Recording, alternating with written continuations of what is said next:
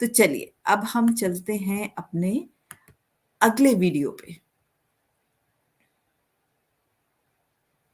अब हम देखते हैं कि जो डॉक्टर्स हमें बताते हैं कि कोलेस्ट्रॉल को कम करने के लिए जो दवाइयाँ लेनी चाहिए, उन दवाइयों का क्या प्रभाव है और क्या वो वास्तव में कोलेस्ट्रॉल कम करती हैं या नहीं?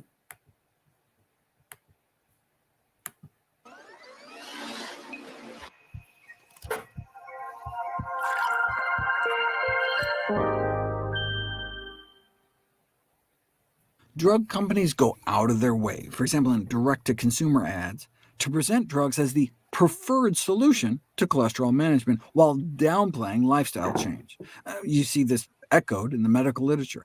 Despite decades of exhortation for improvement, this editorial in the Journal of the American Medical Association read, the high prevalence of poor lifestyle behavior persists, with heart attacks and strokes remaining the leading causes of death in the United States. Clearly, we need to put more people on drugs. A reply was published in the British Medical Journal. Once again, doctors are implored to get real. Stop hoping that efforts to help their patients and communities adopt healthy lifestyle habits will succeed, and start prescribing more statins. तो कह रहे हैं कि देखिए, जो दुनिया भर के वर्ल्ड मेडिकल लिटरेचर है, वो क्या कह रहा है? वो कह रहा है कि भई लोगों को कोलेस्ट्रॉल लोवरिंग ड्रग्स पे डालना चाहिए और इसी से जो है हम हार्ट डिज़ीज़ और को काबू में ला सकेंगे और लोगों का कोलेस्ट्रॉल कम कर सकेंगे। पर क्या एक्चुअल रिसर्च इसको सपोर्ट करती है? हम आगे देखते हैं। Don't you see how this is a self-fulfilling prophecy? I should note that the author of the pro-statin editorial disclosed funding from 11 different drug companies, which make billions. तो कहते हैं कि ये जो पर्टिकुलर आर्टिकल लिखा गया था जिसमें कहा गया ब्रिटिश जर्नल मेडिकल जर्नल में, जिसमें कहा गया कि सभी डॉक्टरों को ज़्यादा से ज़्यादा जो है वो कोलेस्ट्रॉल को कम करने वाली दवाइयाँ देनी चाहिए, ताकि कोलेस्ट्रॉल को नॉर्मल लेवल पे दवाइयों के माध्यम से लाया जाए, और कहा कि जो लाइफ़स्टाइल चेंजेस होते हैं डाइट और हेल्थ के, ये काम नहीं करेंगी, सिर्फ़ कोलेस्ट्रॉल लोअर करने वाली ड्रग्स ही काम करेंगी। जब देखा गया कि इस स्टडी को फंड कर कौन कर रहा है, तो पाया गया कि 11 ड्रग कंपनीज़ जो थी वो इस स्टडी को फंड कर रही थी। तो इसीलिए वो लोग ऐसी बातें कर रहे थे। Billions of dollars of cholesterol-lowering drugs. Every time the cholesterol guidelines expand the number of people eligible for statins, they're decried as a big kiss to big pharma. Understandably, since the majority of guideline panel members may have financial conflicts of interest. But these days, all the major statins are off patent, so there are inexpensive generic versions. For example, the safest, most effective statin is generic Lipitor, sold as atorvastatin for as little as a few bucks a month. So these days, the cholesterol guidelines are not necessarily part of some industry plot. It's the American way of life that's the problem, not the guidelines. The reason so many people are candidates for cholesterol and blood pressure lowering medications is because people are taking such terrible care of themselves. तो कहते हैं इस समय इतने अधिक लोग जो हैं वो कोलेस्ट्रॉल वाली ड्रग्स के ऊपर क्यों हैं? वो इसीलिए इतने ज़्यादा लोग कोलेस्ट्रॉल वाली ड्रग्स पे हैं क्योंकि हमारा लाइफ़स्टाइल इतना खराब है। हम इतना खराब तरह से अपना ध्यान रख रहे हैं कि कोलेस्ट्रॉल ड्रग पे अधिकांश ये नॉर्मल सी चीज़ हो गई है कि जिसको देखो उसका कोलेस्ट्रॉल बढ़ा हुआ है, और इसी कारण से लोगों का जो हार्ट डिज़ीज़ है, स्ट्रोक है और भूलने की बीमारी है, डायबिटीज़ है, कैंसर है, ये सब बढ़ी हुई हैं क्योंकि हमारी डाइट खराब है, डाइट से कोलेस्ट्रॉल बढ़ जाता है, कोलेस्ट्रॉल से आर्टरीज़ जो हैं उनमें कचरा भर जाता है, आर्टरीज़ जब नैरो हो जाती हैं, तो ये सारी तमाम बीमारियाँ फिर उससे होती हैं। The bottom line is that individuals must take more responsibility for their own health behaviors. But if you're unwilling or unable to improve your diet and make lifestyle changes to bring down that risk, if your 10-year risk of having a heart attack is 7.5% or more and gonna stay that way, then the benefits of taking a statin drug likely outweigh the risk. But that's really for you to decide. It's your body, your choice. Whether or not the overall balance of benefit and harm justifies the use of a medication for an individual patient cannot be determined by a guidelines committee, a healthcare system, or even your physician. Instead, it is the individual patient who has a fundamental right to decide whether or not taking a drug is worthwhile. This was recognized by some of medicine's luminaries, but only recently has the medical profession shifted from a paternalistic doctor knows best stance towards one explicitly endorsing patient-centered, evidence-based, shared decision-making. One of the problems with communicating statin evidence to support this shared decision-making is that most doctors have a poor understanding of concepts of risk, probability, statistics, but that understanding is critical for preventive medicine. When doctors offer a cholesterol-lowering drug, they're doing something quite different from treating a patient who is sick. They're almost like life insurance salespeople, peddling deferred benefits. तो कहते हैं कि जो cholesterol drug जो doctors जितने भी patients का cholesterol बढ़ा होता है उनको प्रिस्क्राइब करते हैं, तो वो डॉक्टर जो हैं वो खुद ही ठीक से समझ नहीं पाते कि रिसर्च क्या शो करता है, और वो स्टैटिस्टिक्स को ठीक से समझ नहीं पाते, और ये नहीं देख पाते कि कोलेस्ट्रॉल ड्रग अगर दी, तो कितने परसेंट लोगों को हार्ट अटैक से बचा पाएँगे, और नहीं दी तो कितने लोगों को हार्ट अटैक होगा, और जो ड्रग दे रहे हैं उसका रिस्क और बेनिफिट जो है, उन दोनों फ़ायदा या नुकसान को ठीक तरह से नाप नहीं पाते। It's in exchange for an ongoing cost. In this new kind of medicine, not understanding risk is the equivalent of not knowing about basic anatomy. So let's dive in and see exactly what's at stake. When drug companies say a statin reduces the risk of a heart attack by 36%, that's what's called the relative risk. If you follow this asterisk here, you can see how they came up with that. In a large clinical study, 3% of patients not taking the statin drug had a heart attack within a certain amount of time, compared to 2% taking the drug.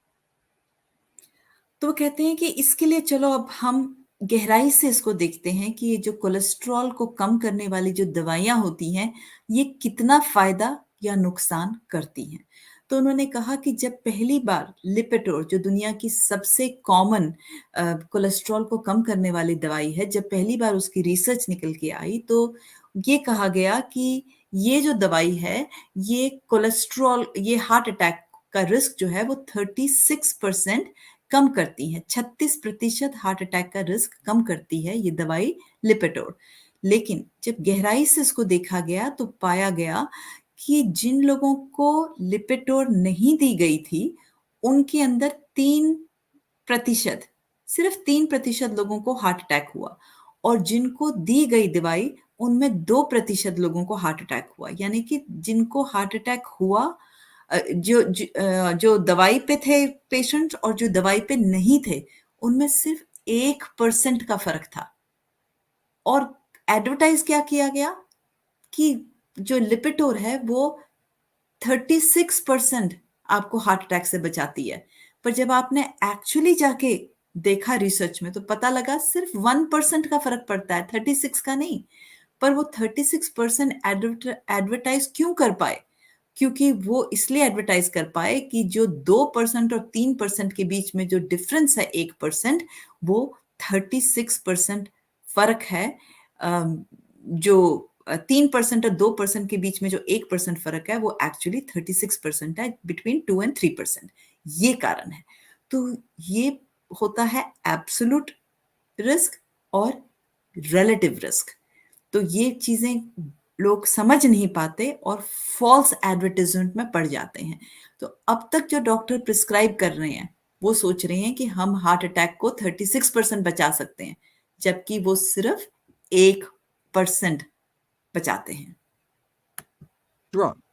So the drug dropped heart attack risk from about 3% to 2%. That's about a one-third drop, hence the 36% reduced relative risk. क्योंकि 2% जो है वो 3% से 36% better है, इसीलिए आया 36% का आंकड़ा। Statistic. But another way to look at 3% to 2% is the absolute risk only dropped by 1%. So in effect, Your chance of avoiding a heart attack over the next few years is about 97% without treatment, but you can increase it to about 98% by taking a statin every day.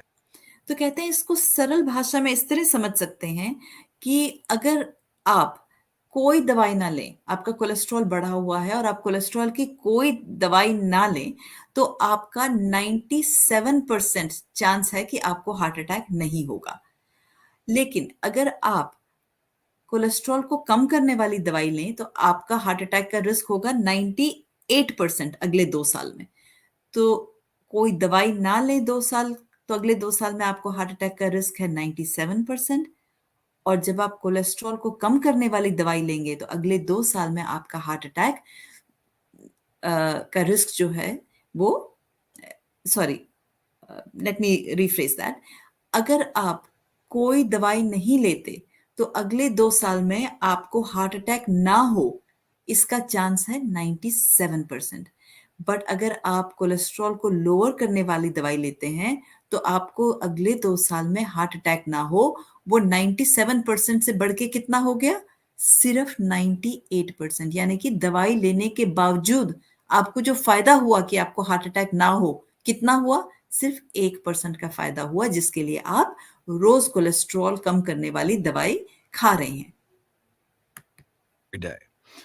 Another way to say that is that you'd have to treat 100 people with the drug to prevent a single heart attack. एक और तरीका समझने का ये है कि आपको 100 लोगों को कोलेस्ट्रॉल की दवाई रोज देनी पड़ेगी कि आप एक पेशेंट के अंदर, एक मरीज के अंदर हार्ट अटैक प्रिवेंट कर सके, हार्ट अटैक ना हो। लेकिन उसके लिए 100 लोगों को आपको दवाई देनी पड़ेगी। तो मतलब फायदा सिर्फ 1% का है। समझना ये है। That statistic may shock a lot of people. If you ask patients what they were led to believe, they don't think the chance of avoiding a heart attack within a few years on statins is 1 in 100, but 1 in 2 on average. लेकिन जब आप patient से पूछते हैं और उनसे पूछें कि भई आप कोलेस्ट्रॉल कम करने वाली दवाई खा रहे हो, तो आपको क्या लगता है? आप अपना हार्ट अटैक का जो रिस्क है वो कितना कम कर रहे हो अगले कुछ सालों में? तो पेशेंट्स कहते हैं कि हम कम से कम अपना रिस्क जो है वो 50% कम कर रहे हैं कि अगले 5 सालों के अंदर हमें हार्ट अटैक ना हो। और जबकि एक्चुअल रिसर्च शो करती है कि वो सिर्फ अपना रिस्क 1% कम कर रहे हैं। यानी कि कोई खास फर्क उनको नहीं हो रहा दवाई लेने से। It was believed that most patients would be able to avert a heart attack, not just 1% of patients. And this disparity between the actual benefits and expected benefits could be viewed as a doctor's dilemma. On the one hand, it's not ethically acceptable for caregivers to deliberately mislead people into thinking a drug works better than it really does. But on the other hand, how else are we going to get people to take their pills? If you ask people, they want an absolute risk reduction of to take their pills. तो देखिए इस journal में कितनी महत्वपूर्ण बात लिख रही है कि पेशेंट्स को ये जो गलत इंफॉर्मेशन है क्यों दी जा रही है, ये अनएथिकल है, यानी कि ये एथिक्स के अगेंस्ट है। लेकिन फिर भी ये इंफॉर्मेशन इसलिए दी जा रही है ताकि पेशेंट्स को मोटिवेट किया जाए कि वो ये दवाई खाते रहें। तो ये एक तरह का आप समझिए तो गलत इंफॉर्मेशन देके पेशेंट्स को ये बताया जा रहा है। कोई भी डॉक्टर जो है कोलेस्ट्रॉल की जब दवाई देता है पेशेंट को, तो ये कह के नहीं देता कि आपका कोलेस्ट्रॉल बढ़ा हुआ है, आप ये दवाई खाइए। लेकिन इस दवाई खाने से जो आपका हार्ट अटैक का रिस्क है, जो मुख्य कारण है जिसके कारण मैं आपको ये दवाई दे रहा हूँ, वो सिर्फ आपको 1% उसका फायदा होगा। लेकिन दवाई आपको रोज खानी है। ये कोई डॉक्टर ना शायद जानता है ना पेशेंट्स को बताता है। और पेशेंट्स ये सोचते हैं कि भाई मेरा कोलेस्ट्रॉल जो है वो इस दवाई से कम हो रहा है और कम हो जाएगा और मैं हार्ट अटैक प्रूफ हो जाऊंगा। लेकिन ऐसा बिल्कुल भी नहीं है। If you ask people, they want an absolute risk reduction of at least about 30% to take a cholesterol lowering drug every day, whereas the actual absolute risk reduction is really only about 1%. So the dirty little secret is, if patients knew the truth, how little these drugs actually work, almost no one would agree to take them. So either doctors are just not educating their patients or they're actively misinforming them. तो कहते हैं कि ये इतनी बड़ी एक dirty little secret है कि पेशेंट्स सोच रहे हैं कि मेरे को कम से कम 30% तो फायदा हो जो मैं रोज ये दवाई खा रहा हूं, लेकिन उनको फायदा हो रहा है 1%। जबकि पेशेंट्स अपने मन में मान के बैठे हैं, मैं तो ये मानती हूँ कि इंडिया में अधिकांश पेशेंट सोचते होंगे कि भाई मेरे को जो कोलेस्ट्रॉल लोवरिंग ये जो दवाई दी जा रही है इससे मेरा कोलेस्ट्रॉल कम हो रहा है, तो मैं हार्ट अटैक से भी बच रहा हूँ। तो सब लोग सोचते हैं जी, किसी से पूछो जी आपका कोलेस्ट्रॉल बढ़ा हुआ था क्या, नहीं जी अब तो ठीक है, मैं दवाई ले रहा हूँ, अब तो बिल्कुल ठीक है। पर उनको नहीं, वो तो सोचते हैं मुझे 100% फायदा हुआ है, जबकि हुआ उनको सिर्फ 1% फायदा है। तो ये जो इतना बड़ा गैप है 100% से और 1% के बीच में, 99% उनको फायदा नहीं हुआ है, ये बात उनको क्यों नहीं बताई जा रही? तो कह रहे हैं कि इसका एक कारण है कि शायद डॉक्टर्स को खुद नहीं पता। और ये तो, और दूसरी बात, अगर उनको खुद नहीं पता तो ये भी गलत बात है कि जब लिटरेचर में ये सब है तो उनको क्यों नहीं पता। और दूसरी बात ये थी, उनको पता है और फिर भी वो पेशेंट्स को नहीं बता रहे, तो ये तो उससे भी खराब बात है। Given that the majority of patients expect a much larger benefit than they'd actually be getting, there's a tension between the patient's right to know and the likely reduction in willingness to take the drugs if they discovered the truth. This sounds terribly paternalistic, but hundreds of thousands of lives may be at stake. If patients were fully informed, people would die. About 20 million Americans are on statins. Even if they saved 1 in 100, that could mean hundreds of thousands of lives lost if everyone stopped taking their statins. It's ironic that informing patients about statins would increase the very outcomes they were designed to prevent. और फिर जो medical journals में लिखा जाता है कि हाँ, सिर्फ 1% लोगों को फायदा हो रहा है इस दवाई से, लेकिन क्योंकि इतनी अधिक मात्रा में लोगों को हार्ट डिजीज है, अगर उनमें से 1% को भी हम बचा पा रहे हैं, तो फिर हमें क्या बुराई है इतने सारे लोगों को स्टैटिन देने में। लेकिन ये सारी जितनी भी दवाइयां होती हैं, इनके बहुत अधिक जो होते हैं वो साइड इफेक्ट्स होते हैं।